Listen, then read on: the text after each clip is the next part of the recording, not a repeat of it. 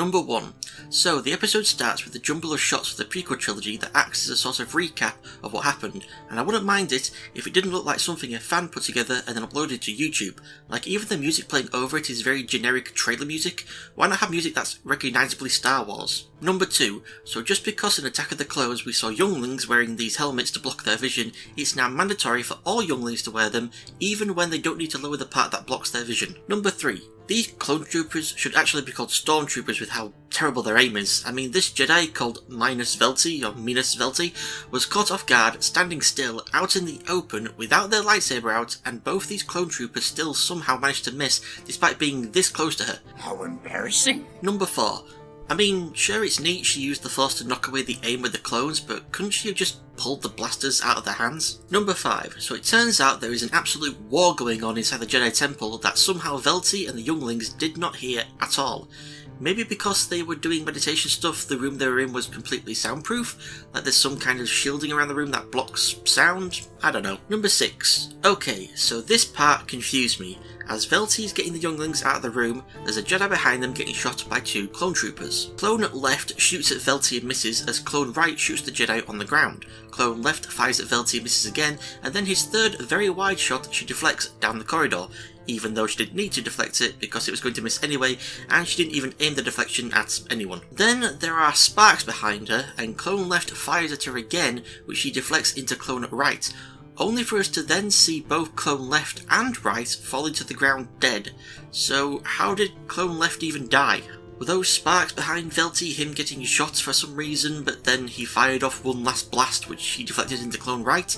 I don't know. If anyone can make this scene make sense, let me know in the comments please. Number 7. Also, as I was going frame by frame in this part, I'm pretty sure I spotted the downed Jedi holding the stick tube thing, which is meant to be a stand-in for the lightsaber. Number 8.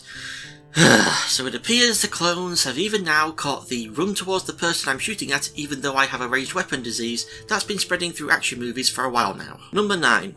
Alright, who opened the lament configuration and summoned Pinhead, Butterball and the female Cenobite? Number 10. Dude, couldn't you have just tried to be a bit more subtle? Hands under the table or behind your back or something? Number 11. Okay, so the Grand Inquisitor uses the Force to stop Reva's blade, but is he also holding the Jedi in place? Why doesn't he just move to the right to stop his arm from being burned? Number 12, about 13 minutes into the show, called Obi-Wan Kenobi, and we finally get to see him, yay! Number 13, I don't think Obi-Wan's actually allowed to do this. Like, this asshole definitely would have said something about him stealing meat, but he doesn't even try to do it without being noticed. Number 14, I like to think instead of this being just a sensor from an R2 unit, Obi-Wan just has an entire droid buried under the sand right there. Number 15, all the effort that went into Rey making food in Force Awakens a practical effect, and here they just use CGI. How embarrassing. Number 16, I did enjoy Obi-Wan's interaction with Tika the Jawa, especially when Tika says cleaning the stolen processor board costs extra. Number 17, so yeah, some of the scenes Obi-Wan dreams about he never actually witnessed, so is this like some kind of a Force vision dream or something? Number 18, the Larses have a portal cube. I repeat, the Larses have a portal cube. Portal 3 set in the Star Wars universe confirmed. Number 19. Hey, do you remember the 2D Clone Wars series? I remember. I remember. Number 20. The time of the Jedi is over. The time of the Orc has come. Also, hearing this line gave me Luke from The Last Jedi vibes, and that is not good. Number 21. You know, it never actually occurred to me to wonder why Leia is a princess when Bail isn't a king, he's just a senator, but turns out she's a princess because Briha is the queen of the entire planet. Number 22. Hey, do you remember the film Batteries Not Included? I remember. I remember.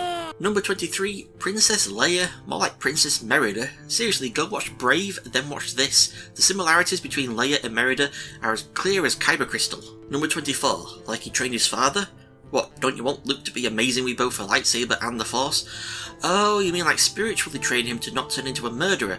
Yeah, it's more the collective Jedi's fault and a concern to the dark side rather than just solely Obi-Wan's. Number 25, it ain't Star Wars if body parts aren't being chopped off. Number 26, what a coincidence that she singles out Owen to intimidate and threaten to kill. It's almost as if she needs to know who he is for later. Number 27, Be careful, third sister. You go too far. Maybe you don't go far enough. 10 out of 10 award-winning dialogue right there. Number 28, oh hey, would you look at that, it's C-3PO doing his translating job.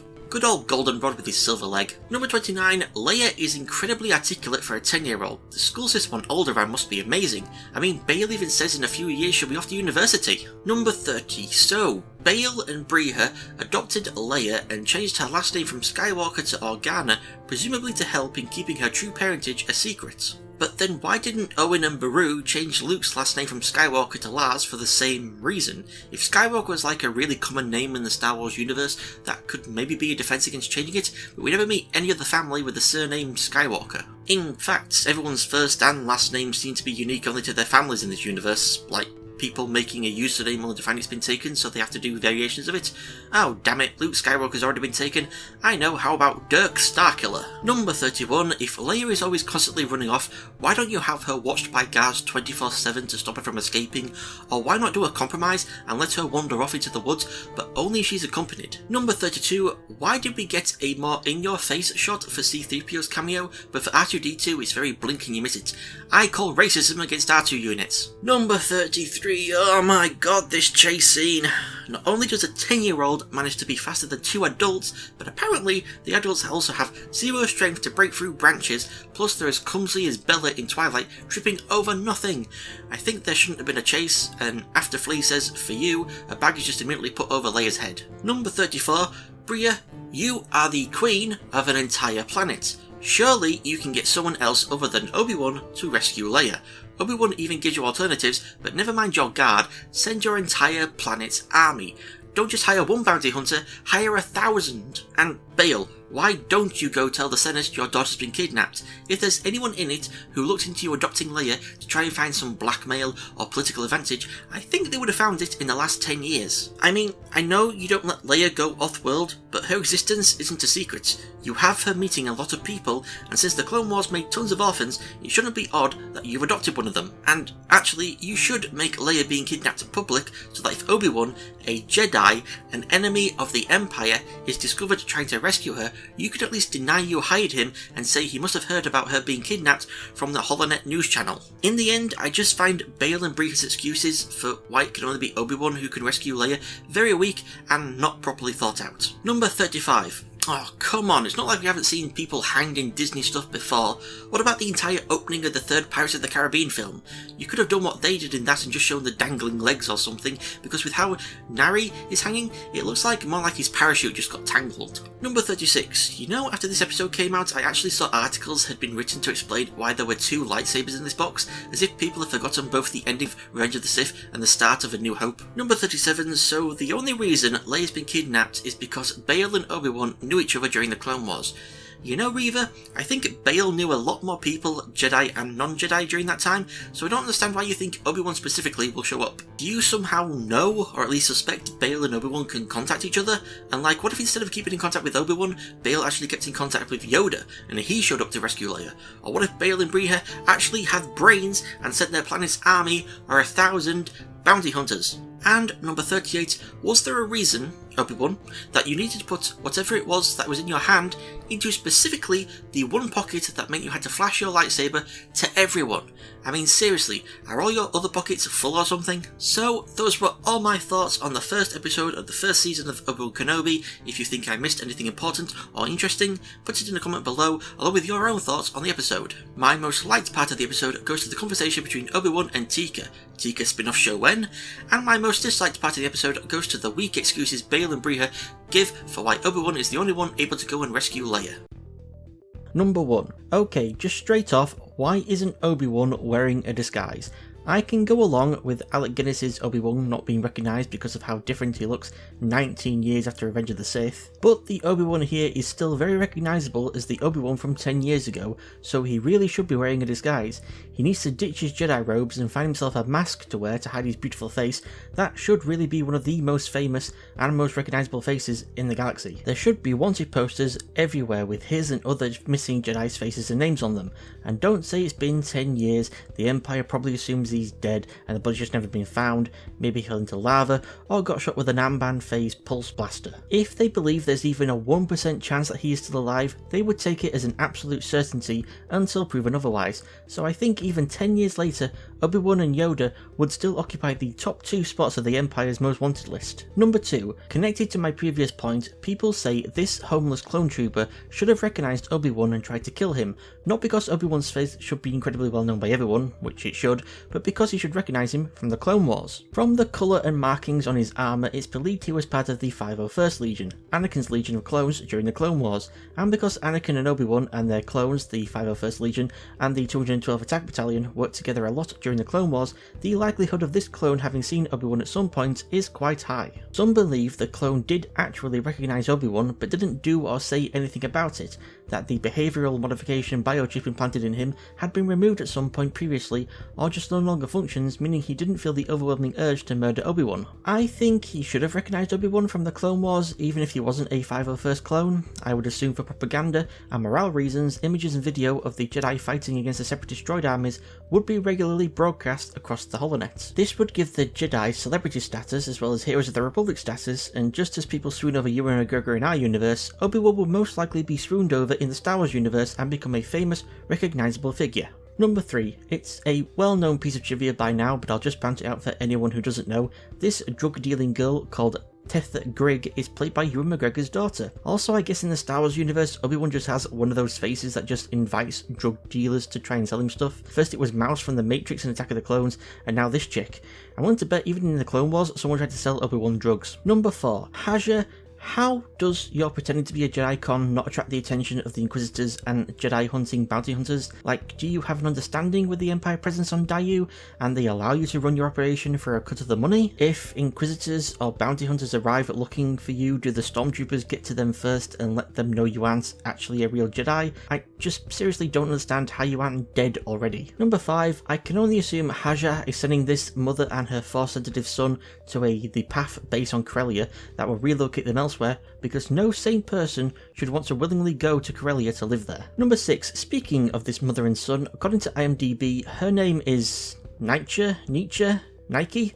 I don't know. And the boy's name is apparently Corran, and if you are at all knowledgeable of what is now Star Wars Legends, these names should be familiar to you. That's because in Legends there was a character called Nike Horn who had a son called Corran Horn, who was a Force-sensitive human who used to be a Corellian security force investigator, then a member of Rogue Squadron, and finally a Jedi Master in Luke Skywalker's New Jedi Order. If it is the case that this Corran and Corran Horn are supposed to be the same character, his origins have changed slightly, as Corran Horn was actually born and grew up on Corellia. He didn't relocate there as a child like this kid does. Though for some reason, instead of going to Corellia, we do see Nike and Corran on the planet Jabeam in future episodes for some reason, so I don't know. Number 7. Obi-Wan gets Haja to tell him at gunpoint where Leia could be being held, and Haja's like, yeah, you can totally trust me, go here. It totally won't be a trap or anything, and miraculously, it actually isn't a trap. Haja actually gave Obi-Wan the right information. He really is a con man with a heart of gold. Number 8. So Obi-Wan sees this alien going down an alley on their own, and then what? Beats this innocent alien unconscious and steals their clothes, pays them to strip naked. It looks like a goddamn horror movie when the focus switches from the alien to Obi-Wan standing in the background. Well, at least now he has a disguise. Number 9. At some point in the 10 years between now and Revenge of the Sith, did the Doctor cross the multiverse in his TARDIS, land on Tatooine, bump into Obi-Wan, and give him a spare perception filter to wear, because barely anyone seems to notice his presence? No one glances up when he walks onto the set of Breaking Bad in space, no one notices his tampering with this flask, and this big alien dude doesn't notice Obi-Wan grab the key fob thing off of him to get through the door he's supposed to be guarding. Number 10. Carrying on from my previous point, why does this door guard feel the need to abandon his post to go check out an exploding flask? What is he going over there to do? Clean it up? Figure out what happened? Or is he just curious and hasn't ever heard the phrase, curiosity killed the loft cat? Number 11. Obi-Wan, why are you taking your goggles and mask off? Being in a restricted area, do you think this is the best time to ruin the effectiveness of your skies by uncovering your face? Number 12. So this Zabrak, and I assume human, spot Obi-Wan sneaking about, and Obi-Wan somehow beats them both up whilst doing twirls and being really lucky that the Zabrak is apparently a pushover moron who punches Obi-Wan twice, then stops, and then is knocked out from being lightly thrown onto the floor. So during the 10 years Obi-Wan spent on Tatooine keeping a low profile, he's been taking self-defense classes? Or, I don't know, getting into wrestling matches with Tika and his Jawa buddies? Number 13. So, were these two just part of the drug operation and not the kidnapping Leia and luring out Obi-Wan operation? Since when Obi-Wan pretends he's a member of the drug operation who's gotten lost, it looks like they're about to let him leave until he starts throwing hands. But the human guy at least must know something about the kidnapping plot, because he's the one who sends Obi-Wan to the wrong room. But if Flea had told him, hey, if anyone breaks in looking for a girl, send them to this room, why was he and the Zabrak about to seemingly let Obi-Wan leave, not suspecting he might be in disguise looking for Leia? Number 14. Well, ain't it lucky Tether gave you that free spice sample like 10 minutes ago, or else to incapacitate Flea and his goons, you would have had to use the Force, or God forbid your lightsaber to get away. Number 15. This interaction between Obi-Wan and Flea, my god. Flea's character, Vect Nokru, sounds like goddamn Draco Malfoy from Chamber of Secrets. I didn't know that Jedi could bleed. I didn't know you could read. And he does the whole evil villain cliche thing of when they've caught the good guy and explain their evil plan to them, and he tells Obi-Wan how an Inquisitor had them kidnap Leia to intentionally lure him out, and the Inquisitor lady will soon be arriving. He also says, and you're bleeding all over my floor. Keyword here being my. So does this place belong to him? Like the drug operation and everything? And those guys who stopped Obi-Wan, do they work for him too? But if they do, why didn't they not know / only kind of know about the whole luring Obi-Wan plan? Why doesn't any of this make sense? It's like Obi-Wan walked into the drug lab, sabotaged the flask, and nicked the guard's fob so easily because they were all told, hey, if some shady looking guy sneaks in here trying to get into the back, just let them, okay? It's all part of the plan. But then apparently the Zabrak wasn't told a plan and the human guy had forgotten about it, and they were going to let this intruder just leave until the fight broke out, and the human guy only then remembers being told, hey, if you spot any intruders and they say they're looking for a girl, send them to this room, it's a trap, after him and the Zabrak had been beaten up. Number 16. Why does Obi-Wan say everybody bleeds before smashing the bottle of spice? Like, I know it's in response to Flea saying he's bleeding all over his floor, but he says everybody bleeds as he shows Flea this bottle of spice, as if there's some connection between bleeding and spice that he's making a sort of joke out of. Could you imagine though if there actually was a connection, and inhaling this much spice caused Flea and his goons to bleed out of every orifice? That would have been hardcore and would have made what Obi-Wan said make more sense, I think. Number 17. So Reva's arrived on Jabeam, but instead of going through the door Obi-Wan went through, she goes a different way. I can only assume she didn't know about this other entrance. And it's a good job she didn't, because it gives Obi-Wan just over a minute to find and get Leia out of there between when Reva goes in through the other entrance and when she discovers Flea and his drugged up cronies. Number 18. Oh hey, is that a Cyru? Probably not, unless they've significantly changed the species from how they are in Legends, since in that they invaded from the unknown regions of the galaxy in 4 ABY, but I'm going to refer to them as a Cyru because on Wikipedia they're just called Unidentified Reptilian Bounty Hunter. Number 19. Why isn't Obi-Wan checking every single door? Did he somehow figure out which one Leia was in off screen? Though he does put his hand on her door for a moment before opening it, so was he sensing if she was in there with the Force? And if he can do that, why didn't he do that before? Number 20. Oh, of course, she's gotten herself out of being tied to the chair. How though? I don't want to know, because realistically, she shouldn't have been able to. Number 21. Where's the army? That's exactly what I'm wondering, Leia, because that would have been the smart thing to do, Bail and Briha. Number 22. Hang on. They're leaving through the same door Obi-Wan used to go in after having found a disguise for Leia that doesn't even cover her face. What about all those people in the spice lab? Did they completely ignore Obi-Wan again? The guard as well, was he not suspicious at all of someone leaving the area he's guarding with a child? Or did his curiosity get him killed? Or at least fired for being terrible at his job of being a guard, and they haven't found a replacement guard yet? Number 23, and of course they ditched their disguises for absolutely no reason. Wait, Obi-Wan wasn't wearing his robes under that green coat thing, he just stashed it somewhere? Well, it's a good job no one nicked off with it then. Also, I find it hilarious he tells Leia to be quiet about saying he's a Jedi out loud, when the lightsaber that clued her into that is on full display for absolutely everyone to see. At this point, I think Obi-Wan just wants people to notice it. Number 24, Leia's shocked face after bumping into Sweetens from the Muppets genuinely got a laugh out of me. Yes, I am easily amused. Number 25, I guess there must have been a small time skip between this shot of Obi-Wan and Leia and this one of Reva, since we don't see Obi-Wan and Leia dodging past the Grand Inquisitor, 5th brother and 4th sister walking towards them, nor do we see them walking away in the background behind them. Number 26, I forgot to mention this in the previous video, but I'll mention it now. This is what 5th brother looks like in Rebels, and this is what 5th brother looks like in this show.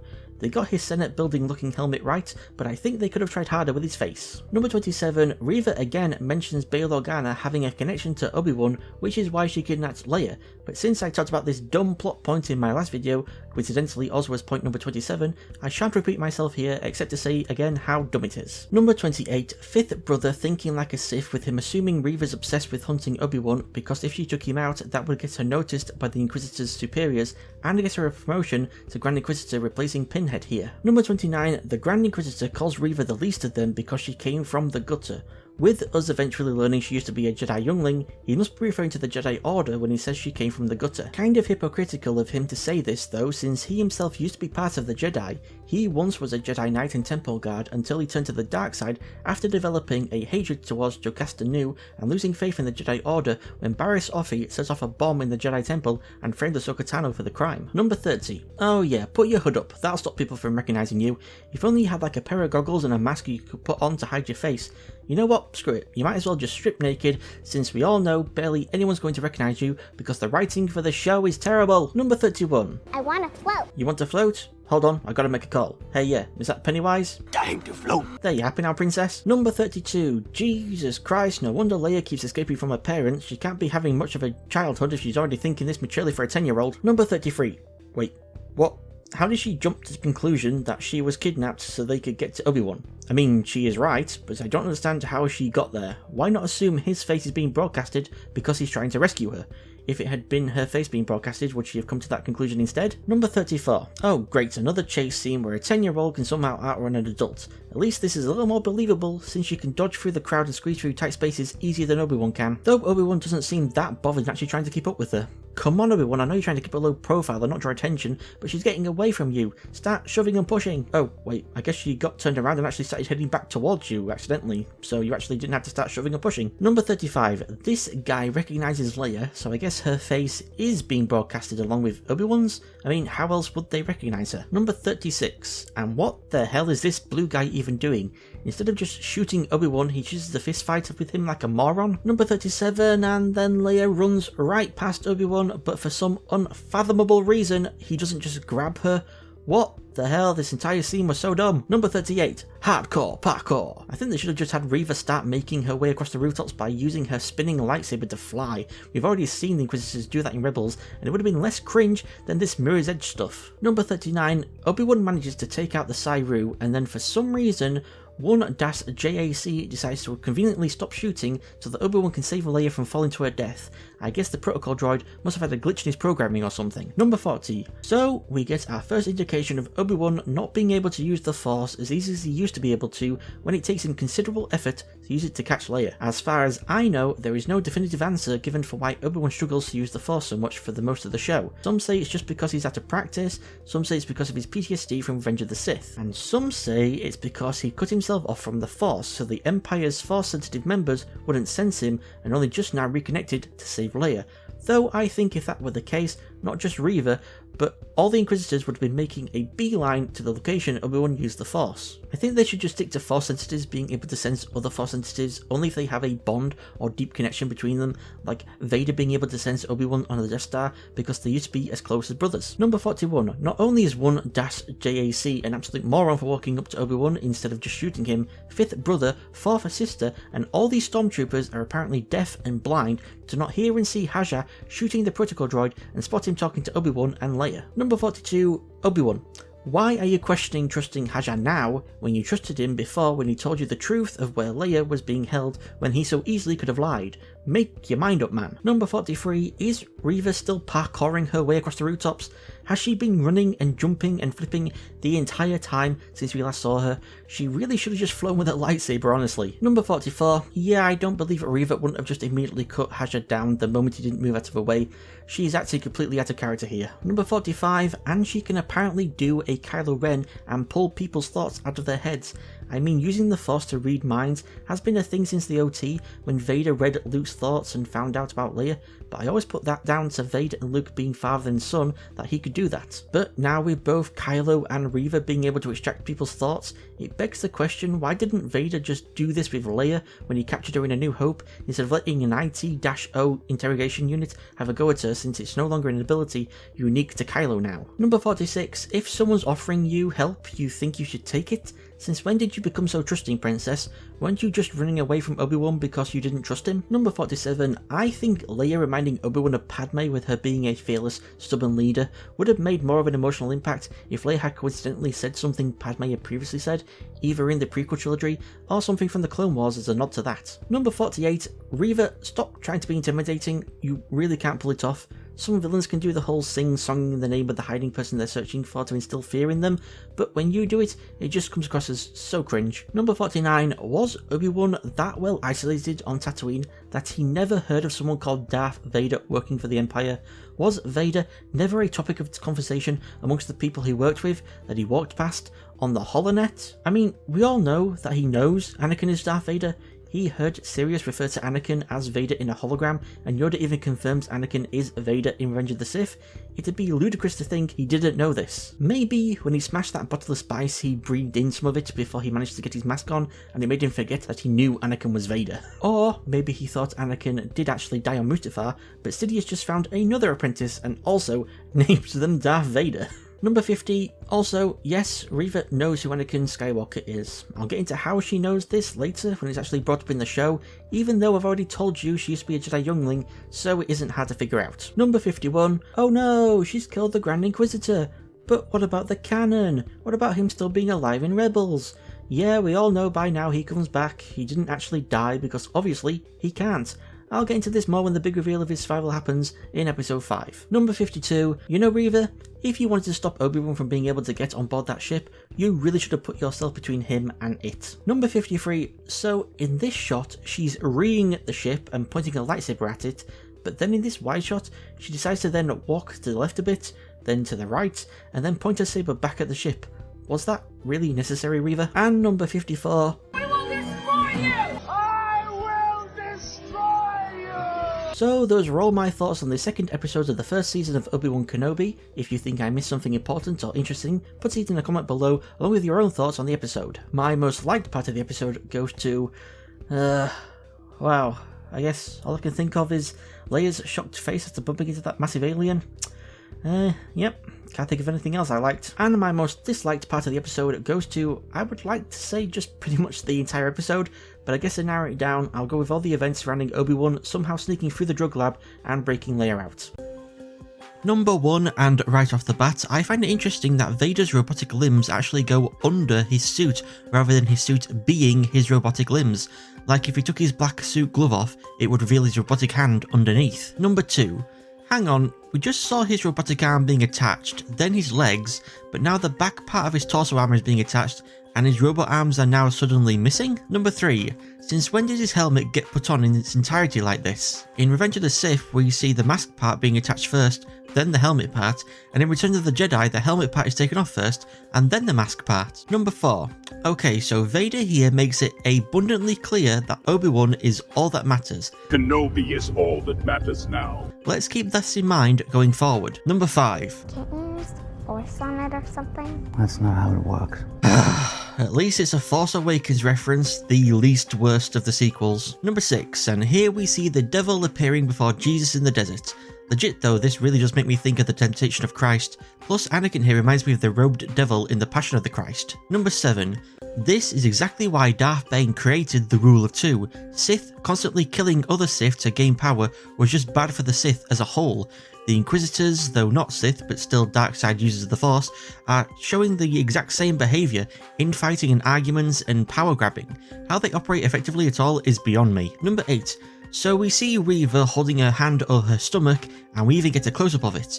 Put a pin in that because we'll come back to it later. Number 9, I hope these pros have hyperspace capability because if not, you're all going to be waiting a very long time for them to complete their very long journeys. Number 10, Jesus Christ, Obi-Wan, I don't understand you at all. You trusted him when he told you where to go to find Leia, and he was right. But then you mistrusted him telling you how to get off the planet, which worked, and now just because the person you're supposed to meet isn't around at the exact same time you are, you throw a hissy fit that you shouldn't have trusted him? Number 11. I'll just let you know in case you didn't, Freck here is voiced by Zach Braff, but portrayed in costume by John Rosengrant. Number 12. Obi-Wan, if you really didn't want her to talk, then why are you just letting her? Why aren't you butting in? Don't be intimidated just because she's a princess. Number 13. Why is it such a shock to see the Empire logo on Freck's vehicle? You've been walking past loads of stormtroopers.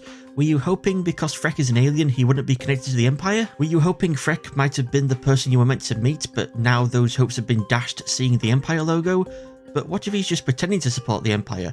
Or maybe it's mandatory for all the vehicles to have Empire branding on them. Number 14. Oh, so the stormtroopers are looking for a Jedi. It's a good thing then, isn't it, Obi-Wan, that you're not wearing your Jedi robes and you're wearing a mask just in case they have an image of you, just like they did on Dayu. Oh, wait, you're not. Well, it's a good job then that these stormtroopers don't know the typical dress code for a Jedi, and for some reason don't have your image so that they can recognise the Jedi they're looking for. Number 15. People laugh at the fact that the stormtrooper says it's a long way when Obi-Wan says why he and Leia are on a Mapuzo is a long story, only for the stormtroopers to hop off not long later. But I don't see this as a piece of hilariously bad writing, I just see it as a stormtrooper lying to get Obi-Wan to talk. Stormtroopers are allowed to lie too, you know. Number 16. Leia slipping up and saying something she shouldn't, I could understand. She already did it when she accidentally called Obi-Wan her friend before correcting to father when they first met Freck.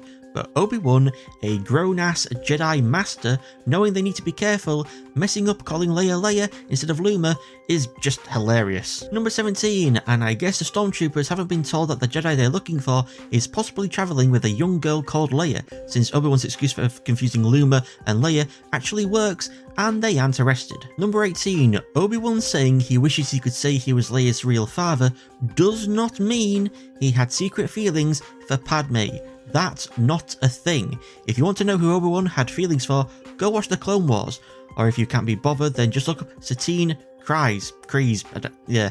Also, maybe even Asajj Ventress, but definitely not Padme. Hondo, yes. Padme, no. Number 19. It's another good thing that because Freck's off screen, that means he's become deaf and can't hear Leia and Obi-Wan's conversation. How convenient. Number 20. Alright Disney, when's the Brother of Obi-Wan Kenobi spin-off coming out? Number 21. Oh look, another good thing that because these two stormtroopers are off screen here, they become blind and don't see Obi-Wan reaching for his blaster. How convenient. Number 22. I guess like Daleks in Doctor Who, a probe droid's weak spot is its eye, since we know from the Empire Strikes Back probe droids can take shots, since the one hand shot twice actually self-destructed. I didn't hit it that hard, must have had a self-destruct. Number 23. Oh wow, using a living shield. That's not very Jedi there, Obi-Wan. That's actually quite dark side of you. I mean, I know Freck supports the Empire and everything, but just wow, so evil to use him as a shield. Number 24. Let her go. Now that's how you supposed to shoot. Okay, you must have tapped into the Force to pull that shot off as fast as you did there, Obi-Wan. Number 25. I've seen so many people mock Obi-Wan for trying to turn off the laser gate, then blast it when it won't, instead of just walking around it, and all I can say is who really gives a shit how he got past the gate?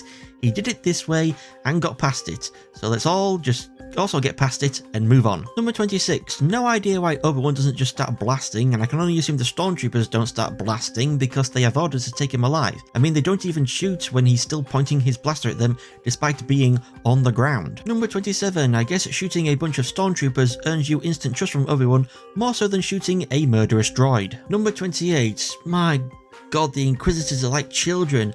I'm gonna go tell Daddy. Well, I told Daddy first and he raised my pocket money. You want the praise? Fine, but we all know which kid will fight for the most in the divorce. Number 29. I don't care that there's some barrels here. You're not hidden. Stop pretending like you are hidden. Number 30. Oh, so now is the moment Leia decides to be upset about running away and be homesick. Not when she almost fell to her death. Number 31. Was it just coincidence then that when Obi-Wan finishes talking to Leia and looks back up is when Talia pokes her head out of the doorway to signal to him?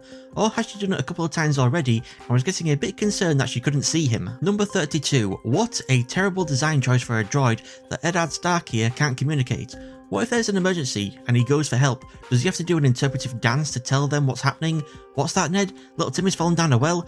Lead us to him, boy. Number 33. A bunch of the Orabesh on the walls of the safe house has been translated by fans and are the names of several Jedi. Rogonda, Ismarin, and Jin Altis first appeared and were first mentioned in the Legends novel The Children of the Jedi, respectively. I don't know a lot about these characters. I own The Children of the Jedi, but I haven't yet read it. But it seems the person who came up with the idea to put some Jedi names up on the wall must have been a fan of the novel. Another name mentioned is that of Valin Halcyon, which is pretty significant as Valin Halcyon is actually the father of Corran Horn. And as I pointed out in my previous video, we may have already seen the canon version of Corran Horn. Number 34, Tala mentions how Force-sensitive children are being rounded up and you would assume so that they can be made into Inquisitors and Agents of the Empire, but that can't be the case since she says they're never seen again. Could it be related to why the Empire wanted Grogu in The Mandalorian? Number 35, we get our first hint of what canon Quinlan Vos has been up to since his appearance in the novel Dark Disciple. Of course, we know of everything he got up to after Revenge of the Sith in Legends, but since Disney threw all that in the trash, we have yet to see what Disney will do with the character after Revenge of the Sith. Number 36. The way. This is the way. Quinlan is a Mandalorian confirmed. Number 37. Wait, a Jedi was seen entering this camp? How did the person who reported it know they saw a Jedi? Was it because they saw a person wearing Jedi robes? How did they recognise Jedi robes, but the people actually hunting for Jedi didn't? How? Number 38. So I thought the Stormtrooper would have said the loader bot can't talk, but instead he says it doesn't understand. So he doesn't think the bot's mute, just not intelligent. Not being able to speak does not make you unintelligent. Number 39. Wow, Leia based most of her personality on Tala growing up, didn't she? Tala pretends to work with the Empire to help people. Growing up, Leia pretends to work with the Empire to help people. Tala shoots. Young Leia wants to learn how to shoot and does eventually learn. Number 40. So Vader torturing and killing innocent people to try and draw out Obi-Wan is a tactic that's definitely not going to leave the survivors with hate for the Empire and with rebellious feelings. I can only assume to circumvent this, they'll just round up all the witnesses and imprison or execute them. Number 41. Just as there has been a debate on whether Jason Voorhees can teleport or not, the same debate is now going to rage on for decades, what with how Vader just keeps popping up out of nowhere to surprise Obi-Wan. Number 42. Obi-Wan, why are you running? Number 43. Obi-Wan's ineptitude with his saber would have made more sense if he was older. Vader just saying, The years have made you weak. does not excuse how Obi-Wan is still physically fit enough to still fight like how he did in Revenge of the Sith. Number 44. Is Obi-Wan using steamy smoke here to blind Vader a reference to when Luke does the same in The Empire Strikes Back? Is that why Vader says to Luke after that Obi-Wan taught him well? Number 45. Being this close to the flames should have given Obi-Wan burns a lot worse than we see him recovering from in the next episode. The guy should have looked like Freddy Krueger. Number 46. Tala reignites the fire Vader just put out with the Force, and while Loaderbot picks up Obi-Wan whilst being shot at, Vader just stands there doing nothing. Vader, didn't you say Obi-Wan is all that matters? Why aren't you putting the fire out again? Or to copy the people saying why didn't Obi-Wan and Leia just run around the laser gate, why didn't Vader and the Stormtroopers just go around the fire? Wait, you can hear one of the Stormtroopers say there's no way around. I'm sorry, but what? Is the fire stretching all the way to the fucking horizon? Or is Vader at this moment deciding he's actually going to let Obi-Wan go for some reason? But then if he is, why is he allowing the Stormtroopers to shoot at him and Ned? Vader, why don't you make sense? Number 47. They lost him. They lost him? What, can Ned run at like 100 miles per hour carrying Obi-Wan and with Tala on his back? Number 48. Since Tala didn't give Leia any directions when she left her, the tunnel must have no branches, because if it did and Leia got lost, that would explain how Reva got to the end of the tunnel first, both time-wise and by not bumping into Leia in the tunnels. The only way I can think of for how Reva got there first is she didn't go into the tunnels but instead hopped into a ship and headed to the port, assuming that's where the tunnel would lead, and found the tunnel's exit points. So those were all my thoughts on the third episode of the first season of Obi-Wan Kenobi. If you think I missed anything important or interesting, put it in a comment below along with your own thoughts on the episode. My most liked part of the episode goes to Obi-Wan trying to turn off, then shooting the laser gate instead of just walking around it. Screw you all. And my most disliked part of the episode goes to the final scene with Obi-Wan and Vader. Obi-Wan not being burned as badly as he should have been, Vader putting out the fire, Tala reigniting it, and then Vader just doing nothing except stare as Ned picks up Obi-Wan instead of putting the fire out again or going around. Hang on, does that make me a hypocrite?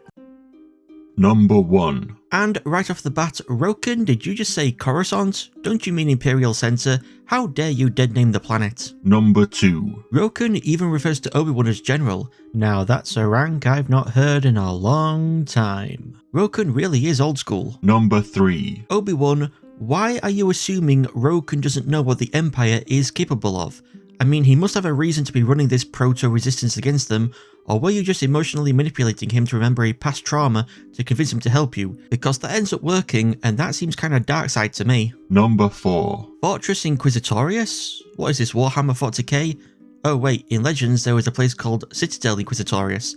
Yeah, that one definitely sounds like it's from Warhammer 40k. Number 5. Okay, I know it's here they mention how the fortress has no shields, but I'll come back to that ridiculousness and talk about even more ridiculousness surrounding the fortress in this show towards the end of the episode after we've been inside of it. Number 6. Just trying to forget stuff in your past isn't the healthiest thing to do, Obi-Wan. You should, I think, at least confront it, come to terms with it, and move on from it rather than just trying to bury it, you know?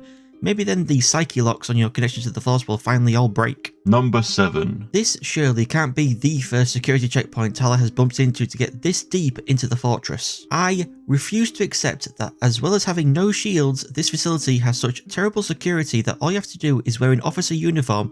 You can get so deep enough that you can see fish swimming around outside of the windows. Lead security Joss Glennie Smith here was right in denying Tala any further access to the fortress due to it not being her sector, and when she threatened him with going to the Grand Inquisitor, he should have turned it back around on her and agreed to report this and had Tala held under guard in the meantime. Number 8. So I guess we have to just assume that Tala's hacking skills are on the same level as R2-D2's, with her being able to override things without setting off any alarms or even raising the question in anyone possibly monitoring that area of the fortress of why an entry port just randomly opened. Number 9. It's a good job there wasn't a big fish or an even bigger fish that wanted to turn Obi-Wan into its lunch. Number 10. Does Leia, a 10-year-old, really have a stronger mind than a grown-up Haja to be able to resist Reva's mind invasion?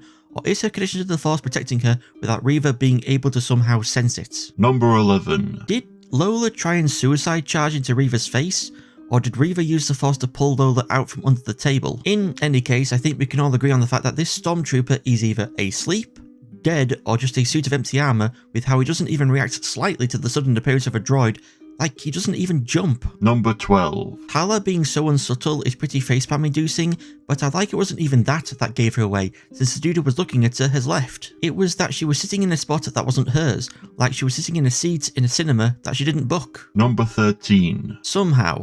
Somehow, no one in this terminal room hears Tala beating the shit out of Officer David Will, no, and somehow, these stormtroopers don't see Obi-Wan's legs when they clearly should have. Add these to the guy who was looking at Tala but then left without saying anything, and we got the full monkey trifecta. Number 14. This place isn't a fortress. It's a tomb. This is no mine. It's a tomb. Number 15. Oh hey, is that Terra Sinube? The last time we saw him, he was training some younglings when they were interrupted by Anakin and Barriss off his lightsaber fight. I wonder how high of a clone body count he racked up during Order 66. Number 16. This Stormtrooper's armor must have been tougher than usual since Obi-Wan's lightsaber bounces off like a baseball bat instead of going through it. Number 17. God damn, Tala slaps harder than Dick's son and American Dad. Seriously though, she apparently slapped him so hard it caused him to drop his gun, and then grabbing the helmet of the other Stormtrooper caused him to also drop one of the guns he was holding, even though he could have just shot her. These Stormtroopers are, or rather were since they're dead now, on a whole other level of incompetent. Number 18. To say Obi-Wan's been struggling to use the Force, he must be tapping into it for this fight. The entire reason Force users are so good at using a lightsaber is because of the Force. It allows them to sense what their opponent's next move is going to be, including when someone, or something in the case of the Seeker Droid, is going to shoot. The Force then lets the person know when and in which direction to swing their lightsaber to deflect blaster bolts, and also when not to swing at all if the shooter is going to miss. This is how Obi-Wan can have his back to the Seeker Droid and know it isn't going to hit him. But if Obi-Wan was struggling with the Force as much as he has been, then he should be reacting to every blaster bolt and trying to watch his back more so, because he can't sense when the shooters are going to shoot, nor if they're going to miss or not. Number 19. This injured Stormtrooper really should have just given up and hobbled off, or at least backed up whilst continuing to shoot instead of closing the distance with a guy who has a goddamn melee weapon. Dude, using that tactic against a lightsaber wielder is only effective when you have overwhelming numbers like during Order 66. Number 20. I wonder if it requires the same strength for the Force to hold the broken glass shards in place as it does to hold back the entire ocean like Vader does in Fallen Order. Number 21. From what I can tell, the stormtroopers are about 2 windows away from Obi-Wan. They get the door open and charge past the lights on the wall, and Obi-Wan spreads the crack 2 windows along to behind them. That window and the one before it then break, and the ocean pours in, but then we see what should have been the window Obi-Wan was holding together, but there's no shattered glass, and there's no Obi-Wan. There's no cracker going along any of the other windows, and the stormtroopers somehow back on the other side of the wall lights. And after all of that, Obi-Wan then still has enough time to run and get away from the rushing water. I do not understand how any of this was meant to make sense. Number 22. Oh my god, what Looney Tunes ass shit is this? Has like every single person in this fortress now been told if they see a guy with a beard escorting a little girl to just ignore them, and seeing this they're just all laughing in their helmets? Because that's the only way this works without anyone noticing this guy has a goddamn child hidden under his coat. Or maybe Obi-Wan's using the perception filter key the Doctor gave him and that he used back in episode 2 to not be noticed. I can believe that more than just no one noticed, or noticed and didn't say anything. Number 23. If only Fortress Inquisitorius had shields, or TIE fighter squadrons flying about, they wouldn't have lost Obi-Wan, Tala and Leia. At least she managed to take out Wade, dealing a major blow to the Resistance as a whole. Killing Wade is like killing John Connor. Number 24.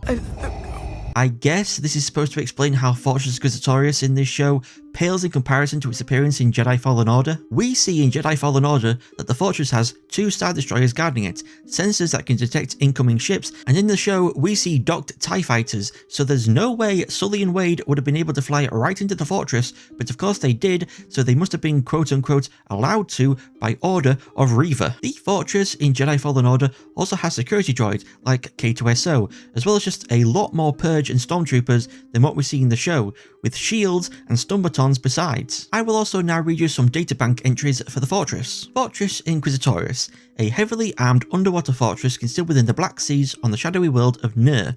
The stronghold serves as the central seat of the Imperial Inquisitor program, the Emperor's ruthless crusade to eradicate the Jedi Order from every corner of the galaxy. To maintain a public perception of peace and security, the existence of the fortress is intentionally hidden from the Empire at large, although rumours swirl of a dark site where Force users go to die, or worse. Laser gates.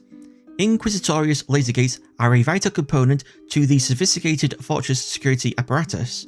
These impervious barriers were constructed for strict confinement of detainees in all levels of the stronghold. After several failed attempts and one successful escape, advanced modifications were made to the system per the Grand Inquisitor's command. Submerged section. Analysis of these pipes indicates that pressure buildup from an open airlock caused them to rupture. This breach could only have occurred if the shield system was compromised, rendering it unable to protect the fortress from hydrostatic pressure. Data suggests the fortress may be vulnerable to flooding if airlocks are open while the shield system is disabled. Security systems. The security systems within the fortress are a complex network controlling bridges, wings, gates, and portals. By employing a multi-tier fail-safe structure, the Empire controls every corner of the facility, providing immediate response to any breach. If necessary, the entire fortress may be purposely compromised or flooded to prevent the escape of prisoners. Control room. Sectioned wings of the fortress are designed for maximum security and stability in extreme undersea conditions. A complex system of partitions provides the ability to flood an entire wing or specific sector in response to any escape attempt by a high-value detainee. Structurally reinforced shielding is able to withstand an external breach or changing pressure at any depth. So, as well as a databank letting us know the fortress does in fact have shields, but apparently only to protect it against the ocean, not an attack by ships, no mention is made though anywhere of there being any security cameras, which realistically there should be absolutely everywhere to track any invaders or escapees, and would have resulted in Obi-Wan and Tala being found out immediately. All of this is to say that absolutely none of everything I've just mentioned was used against Obi-Wan and Tala to stop them escaping with Leia, because Reva apparently wanted them to escape because she had Lola to lead them to the path. I can understand Reva hacking Lola as insurance for if Obi-Wan did somehow manage to break Leia out, but to just let him go along with Tala and Leia when she could have used the fortress's security systems to capture him, but then allow Tala and Leia to escape. She could have presented a captured Kenobi and the location of the path to Vader instead of just the location of the path. And then she uses Vader's own words of "Kenobi is all that matters" to shoot down Fifth Brother when he starts protesting that the base was almost destroyed, which I call bullshit on. Obi-Wan did way less damage than Cal and Sia did, as though they somehow defends their actions of letting Obi-Wan go. It doesn't. If Kenobi was all that mattered, then that means the location of the path doesn't, and so you should have captured Kenobi, not let him go, and Vader should have murdered your ass. Number 25. Dudum dum dudum. Dudum dum dudum. To round all this off, my most disliked part of the episode goes to Obi-Wan sneaking Leia out with her under his coat. That is one of the most ridiculous things I've ever seen in Star Wars. That was worse than Jar Jar Binks' levels of stupid. And my most liked part of the episode goes to seeing Terra Sinube. I mean, yeah, he's dead, but it was still nice to see another Clone Wars character make a live-action appearance. Number 1. And right off the bat, sure, Anakin here looks obviously older compared to when we last saw him as a Padawan back in Attack of the Clones, but it really isn't that much of an issue. At least it isn't for me, and this is my video, so... Number 2. I know Hajar is referring to being hunted by the Empire as his reason for now feeling like a real Jedi, but to me it still comes across as a bit of an asshole kind of thing to say, since he hasn't been through having pretty much everyone he knows being hunted down and murdered, so we obviously can't know how it feels to be a real Jedi. It's like someone saying they now know what it was like to be a Jew in Nazi Germany, just because they spent some time in a particularly nasty prison. Like, no, you really don't. Number 3. Hang on, what's Nietzsche and Corran doing here on Jabeam? The last time we saw them, Hajar sent them to someone who was going to send them to Corellia, so why are they here? Did the guy Hajar send them here instead of Corellia? Is this just a stop along the way? Or did they arrive on Corellia, realise what a terrible idea it was to live there, and left? Number 4. Ignoring how irresponsible it is to leave lightsabers just laying out here in the open for anyone to just take, almost as bad as leaving out a bunch of loaded guns, who did these lightsabers even belong to? The Jedi who left them behind must have had the same mindset as Obi-Wan, who buried his own out in the desert. They'd find it an easier job to convince others they aren't a Jedi if those accusing them can't find their lightsaber. There is merit though to the other side of the argument of a Jedi risking it and keeping their lightsaber on them, since, you know, if Cal didn't have his, he would have been screwed. Number 5. So, despite ordering a siege on the base and getting Reva to make Lola close and lock the ship hatch, Vader apparently doesn't have the patience for a siege and orders an attack on the base. If he was going to attack the base anyway, why would he have the ship hatch closed and locked? Yeah, I get it, so any ship inside the base can't take off, but even if it did, Vader, just put your Devastator over the base, like how the Dauntless was over Jeddah City in Rogue One, and keep all its turbo lasers and ion cannons trained on the base so nothing inside can take off without being blasted to bits. Having Lola close and lock the ship hatch is like having someone break into an enemy's castle, close their main gate and jam it so it can't be opened again. A good tactic if you're planning to do an actual siege and starve everyone in the castle, but if you're planning to attack, it would make more sense to jam the gate open so it's easier for your soldiers to get in, you know? Number 6. I've seen people question why Anakin and Obi-Wan are using their lightsabers for training and not like wooden training swords, since using actual lightsabers is incredibly dangerous. One mistake and someone's either losing a limb or just straight up dying. Well, there is precedent for actual training lightsabers. Remember back in Attack of the Clones when Yoda chose to humiliate Obi-Wan in front of some younglings? The younglings were training using lightsabers. Even with how terrible the Jedi are in handling of some things, I doubt they're that grossly irresponsible to hand young children something as dangerous as a lightsaber that could seriously injure or kill without taking precautions to make sure that they can't seriously injure or kill. The precaution actually being the lightsabers were of a low enough power to not pose a serious danger to anyone hit by one. They would just leave bruises or welts.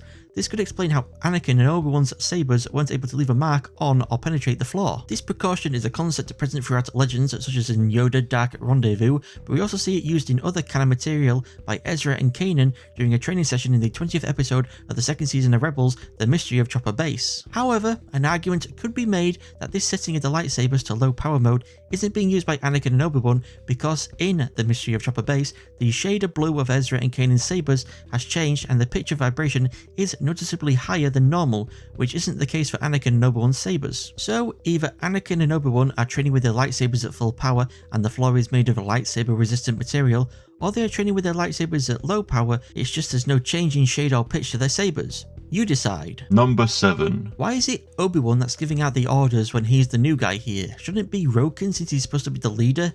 Is it because his time as the general from back in the Clone Wars taking charge and giving orders is kicking back in? Number 8. Even though Obi-Wan seems to pull a Hammond from Season 1 Episode 18 Solitude of Stargate SG-1 by telling Roken he has only 1 hour, even though Roken said he'd need 3 to 4 to override the doors, I think it's more so Obi-Wan saying the Empire ain't going to give them that long, rather than him just being impatient. Number 9. Who's more irresponsible? Din Djarin sending Grogu into the workings of his ship, or Obi-Wan letting Leia crawl into the vents? Also, why let Leia, of all people, go up into the vents to try and open the hatch doors? How much technological knowledge can she even have? Why not check around to see if there are any other kids more knowledgeable and willing to go into the vents? Or, you know, a particularly short and skinny adult? Hang on, they don't even need to be that skinny. I'm about 16 stone and I could fit through that hatch. Not that I'd know what to do when I got in there, but still, my point stands, someone other than Leia could do this. Number 10. Bail, how did you ever become a senator being this stupid? We agreed not to contact each other, but I haven't heard from Ben in a while. He could be fine, but he might be dead or captured, or could have lost his communicator. I know, I'll send him a message mentioning Tatooine and Owen and the boy, and hope he's the one that sees it, and not anyone else who might be in possession of his communicator, like an Inquisitor or Darth Vader. Number 11. Okay, so Reva says during Anakin's attack on the Jedi Temple, she played dead, hid with the bodies, and felt them go cold. Let's keep these things in mind for later. Number 12. Where were you while he was killing my friends? Well, he thought he was ending the war by taking out General Grievous and his droid army, but then he and his burger got shot at by Commander Cody and the rest of the clones who proceeded to hunt him. Plus, Anakin wasn't a Padawan anymore. He was a Jedi Knight, had a Padawan of his own at one point, was a general in the Clone Wars, and could have been a Jedi Master if Palpatine hadn't manipulated the Jedi Council into denying him the promotion. This is like blaming a non-terrorist parent for something their terrorist adult child did in another country. You should be going after the person that manipulated them into becoming a terrorist, aka Palpatine. But I guess going after Obi-Wan is the next best thing to trying to do the impossible task of going after Darth Sidious. Number 13. So, let me get this straight. Reva wants revenge against Vader for killing her family, for killing her friends. Meanwhile, until she finds the perfect moment to face him, she will continue to do her job as an Inquisitor of hunting down and murdering innocent Jedi or inducting them into the Inquisitorius so that they will then go out and hunt down and murder Jedi or induct them into the Inquisitorius. Seems legit. Has she really fallen that deep into the dark side and been blinded by revenge so completely that she can't see she's become just like Vader with slaughtering innocents and the ends justifying the means? Number 14. I mean, yeah, obviously Reva could have at any time cut her way through the door. Let's not forget the Phantom Menace, even though we all want to. The moronic thing about this to me is that Obi-Wan is just standing there like a lemon, watching Reva's saber cut through the door and still standing there like a lemon as Reva uses the Force to open the door. Reva probably thought this was her best chance to get the door open quickly because Obi-Wan is standing on the other side, meaning any traps that might have been set up won't be triggered or else Obi-Wan might be also caught in them. Though as we see there were no traps, that's not to say it wouldn't have been a good idea to at least set one up. Anyway, the moment Reva's saber stabbed through the door, Obi-Wan should have legged it back to the others, and as soon as it opened, all the people with guns should have fired at once and overwhelmed Reva with too many blaster shots for her to block. Boom! Inquisitor dead. Number 15. God damn, how zealous are these stormtroopers that they not even suicide charge, but suicide walk into a barrage of blaster fire?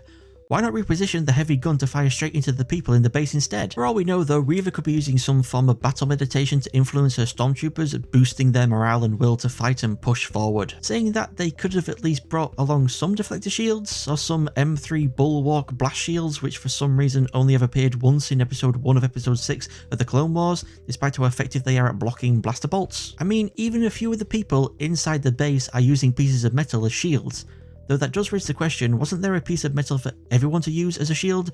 Or, you know, at the very least, a few more boxes for people to take cover behind? Roken, Ned and Tala are standing right out in the open. Number 16. Roken, what the heck are you doing? Why aren't you shooting? Shoot, Roken, shoot! Oh, so you've decided to run forward a little to start shooting, and now you've switched guns for some reason? Roken, you make no sense. Number 17. You know what else that doesn't make sense? That there are people with melee weapons in this goddamn firing line. Then there's these two guys, one who's managed to grab himself a stormtrooper and another who's swinging at nothing? What are you doing? It even looks like he gets shot. But then we see them beating on the stormtrooper the first guy grabbed before the first guy then gets shot.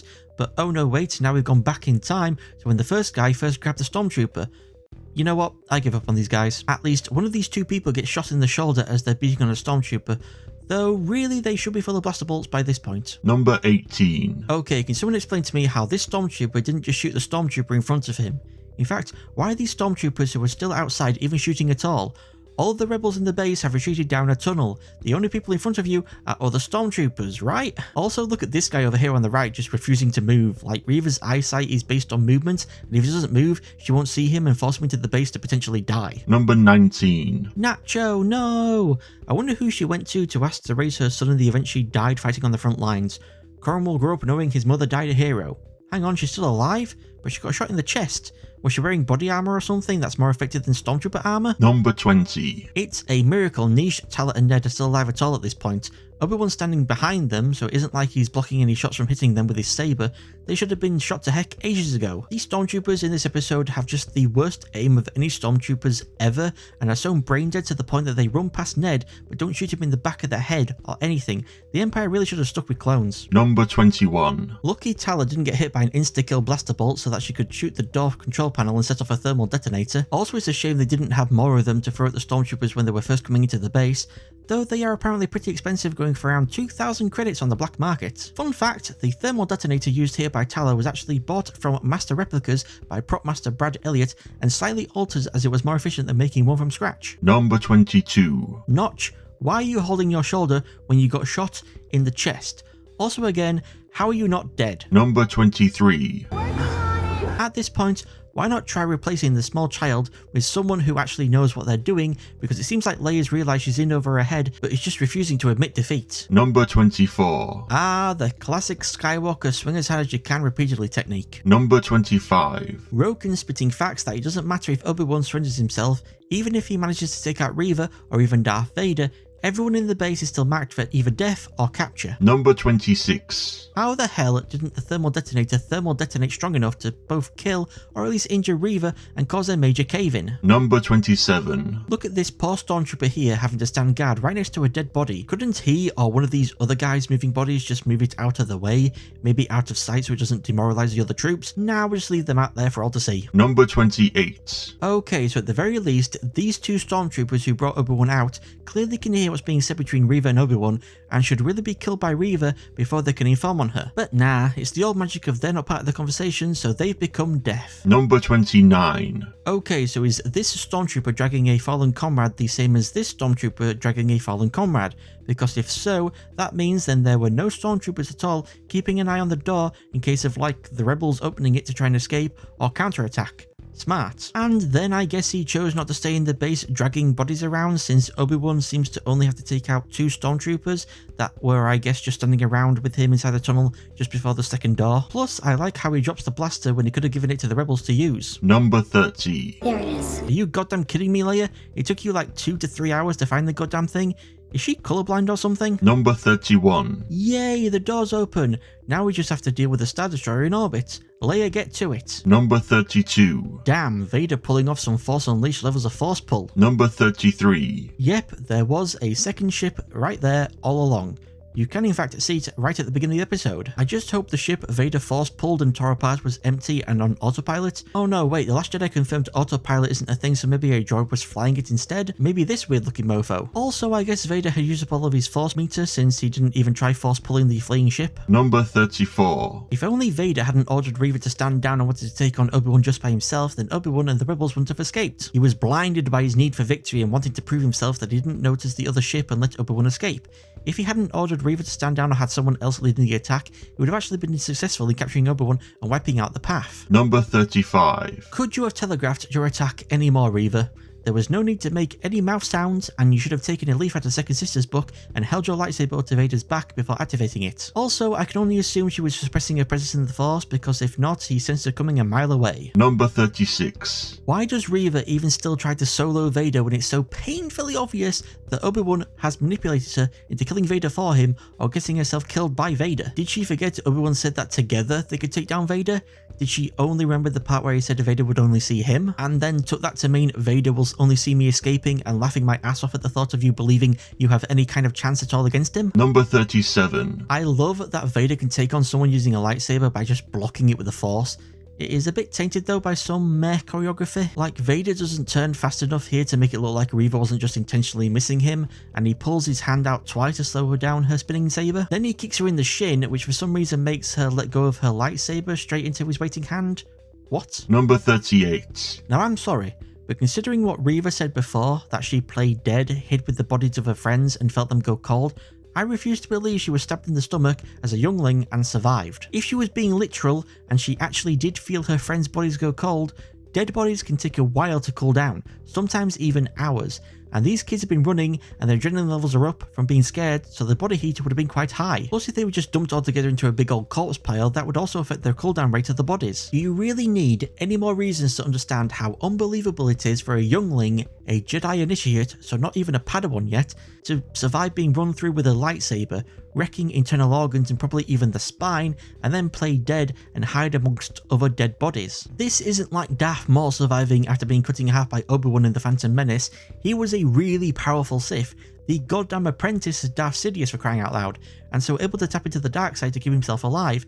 Not even a Padawan Reva ain't doing that. What I think is happening with these flashbacks is that they're not really flashbacks of actual memories, but more like PTSD flashes with her present self just regressing into her younger self and picturing Anakin stabbing her just as Vader does here. The only defense, as I see it, for Reva actually being stabbed in the stomach when she was a youngling is when she randomly puts her hand on her stomach in the previous episode after Fifth Brother stopped using the Force on her, like they do a close-up of it as well. Number 39. God damn it, Vader, why didn't you pull a do-it and decapitate Reva just like you did Dooku? You were holding two sabers and everything. Number 40. So, Vader apparently knew the entire time that Reva wanted revenge and to kill him. This is like a twisted version of what happens to Joseph Allen in Modern Warfare 2. Sure, Reva was forcefully inducted into the Empire, whereas Allen was ordered to infiltrate Makarov's terrorist cell, but then they both killed innocents to keep their positions in their respective groups, and they both ended up getting mortally wounded by a leader of their respective groups who knew they weren't legit. Number 41. And coming as no surprise to anyone who's seen Rebels, the Grand Inquisitor is still alive. Maybe through the use of the dark side of the Force, as I mentioned before, though Padawans apparently have two stomachs, as revealed in the Solo tie novel Last Shot probably helped as well. 42. I can only assume, since the Rebel ship is only just now flying away from Jabeam, despite having taken off like 4 to 5 minutes ago, that they didn't just fly straight up directly into the waiting Star Destroyer, which the idiot rebels did, or I guess will do, in The Empire Strikes Back. Instead, they flew around the planet to try and put some distance between them and the Devastator before entering space proper, which was smart but doesn't matter anyway, since it turns out their hyperdrive ain't working. Number 43. And, of course, Reva's still alive. And of course, she finds Obi-Wan's holoprojector, which of course has her dropped, and of course it works enough to still play Bale's message, which of course he stupidly sent, and which of course Obi-Wan didn't delete, and Bale of course stupidly mentions Owen and Luke in it, and since Reva has of course met Owen before, she will now head to Tatooine. Of fucking course. To round all this off, my most disliked part of the episode goes to Vader not pulling a Dooku on Reva, and my most liked part of the episode goes to Vader dominating just using the Force against Reva using a lightsaber. Number 1. And right off the bat, I wish Reva would have force choked this nerf herder instead of just force knocking the cup out of his hand, though maybe she couldn't because she's actually using most of her force reserves to move her legs, since they should really be paralysed due to her spine being severed by Vader in the previous episode. Number 2. So Reva really does seem to have gotten to Tatooine incredibly quickly somehow, doesn't she? Maybe she fast travelled? The only way she could have really gotten to Tatooine before Obi-Wan is if the ship Obi-Wan, Leia and the Rebels are on was able to avoid the Devastator for such a long period of time that Reva was able to find a ship with a hyperdrive and get to Tatooine before even Obi-Wan sets off for there himself. Or maybe we're being shown events out of order, like Reva actually only arrived on Tatooine around the same time Obi-Wan got done fighting with Vader, and the events of Reva tracking down Owen, fighting the Lazes and chasing after Luke all happened whilst Obi-Wan was in hyperspace on his way to Tatooine. An argument against this is when Obi-Wan seems to sense when Reva force pulls Luke off of the cliff edge. This could be explained by Obi-Wan experiencing a force premonition of this event happening, or his sensing of Luke being in danger was just due to Reva arriving on Tatooine and asking around about Owen. Number 3. Considering this guy had the time to find and warn Owen about Reva, and Owen and Luke had time to head home, and Owen and Beru had time to prepare for Reva's arrival, this guy must have risked his life to lie to Reva and send her off on a wild goose chase to buy Owen, Beru and Luke time. Like, she decided not to force mind read him to see if he was lying, and she chose not to question or force mind read anyone else. Or maybe she did when she realised this guy must have lied to her after wandering around in the desert without finding Owen's farm all day. Or he did in fact tell her where Owen lives, but she then spent the day force meditating to force heal herself as much as possible. No, not the Rise of Skywalker version of force healing, but the Legends version, where you have to actually train to use the ability, explaining why Qui-Gon didn't force heal himself and why Obi-Wan didn't force heal him. They both hadn't specced into it. Hell, even Anakin couldn't use force healing until he became Darth Vader, and was then able to use the dark side to make his lungs work for a short time without the aid of his suit. But even then, it would have taken him a lot of practice to get to the point where he could permanently use the force to work his lungs and no longer have to rely on his suit. Number 4. So Obi-Wan wants to leave the rebel ship to draw Vader away. You know how you could have also stopped Vader from chasing after the rebel ship, Benjamin? By staying behind on Jabeam and facing him alongside Reva. I mean, sure, the 2v1 would have become a 2v2 since the Grand Inquisitor would have gotten involved, but for all Obi-Wan knows, Vader might remember the lesson he learned from back in Attack of the Clones and bring along the Grand Inquisitor and any other Inquisitors on the Devastator to face him, and then he would be really screwed, or just blast him from orbit. But, of course, we see Vader didn't really learn his lesson from Attack of the Clones, nor from the end of Revenge of the Sith concerning facing Obi-Wan alone. Number 5. I roll my eyes at everyone complaining about how the show made Beru into a strong, independent woman, putting her foot down that they won't run like Owen wants to, won't put others in danger to protect her family, and is the one who digs out their hidden guns and starts giving out orders. Have the people complaining never encountered any stubborn, take-charge protective women in their lives? You know who Beru reminds me of? Sarah Connor. Sure, Beru doesn't go through a traumatic experience in her first appearance like Sarah did in the first Terminator movie, but between Terminator and Terminator 2, Sarah Connor changed from being helpless to being a badass because of the knowledge she has of the coming war with the machines. A similar thing has happened to Beru. She knows how important Luke is, and between Revenge of the Sith and Obi-Wan Kenobi, she has changed from being helpless to being a badass because of the knowledge that one day someone might come to take or kill Luke. The only thing I can fault Beru on is her being naive enough to believe her and Owen with blasters would be any kind of a match against a Force user with a lightsaber.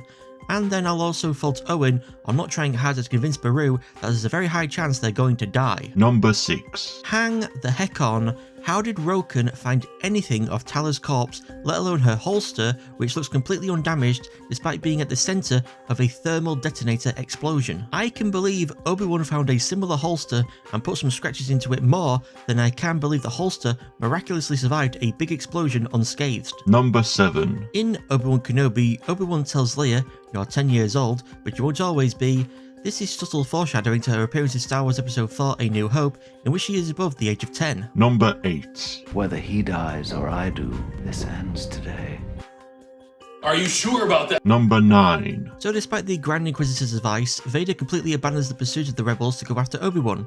Here's how I think the scene should have gone though. My lord, we must continue our pursuit of the insurgents. Obviously, send all of our TIE fighters after the rebel ship, then set the Devastator to follow Kenobi. Good thinking, my lord. I completely forgot the Devastator has a complement of 72 TIE fighters.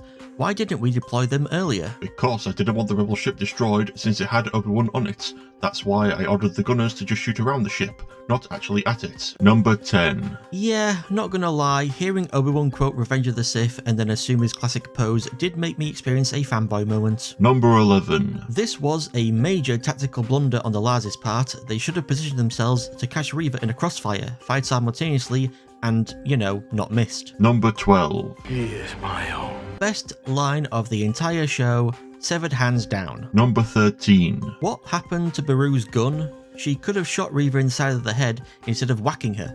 Plus, she should have sent Luke off earlier when she fell back into the room. Also, I guess these doors can't be locked, at least from the inside. Number 14. And now that she finally has her chance to kill Luke, she starts envisioning him as her childhood self and realises she's become just like Anakin, killing younglings. And I've heard of a lot of people being like, okay, but why did she want to kill Luke anyway? Are we not going to get any kind of explanation? Is it all just because she heard Bail talking about Luke and figured if Luke is just as important to Bail and Obi-Wan as Leia, and since she can't now get to Leia, she'll go after the next best target, Luke? Because she ain't doing this to get back at Vader, there's no way she could possibly know Luke has any connection to Vader, let alone him being his son, since Vader doesn't even know he has a son, and also a daughter. And I think it is the case that she was trying to kill Luke to get back at Obi-Wan.